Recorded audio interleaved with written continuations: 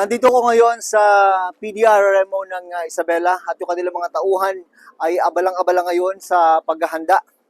Ito yung mga rescue boat at iba pang rescue equipment. Dadalhin ito dun sa mga critical area ng probinsya. Apat yung itinuturing na critical area dahil ito yung mga nasa coastal area ng lalawigan. Pero bukod dyan, yung northern part din ng Isabela ay tinututukan dahil yun naman yung catch basin kung saan madalas nagkakaroon ng preemptive evacuation dahil sa mataas na mga pagbaha, lalong-lalo na kapag masama ang panahon.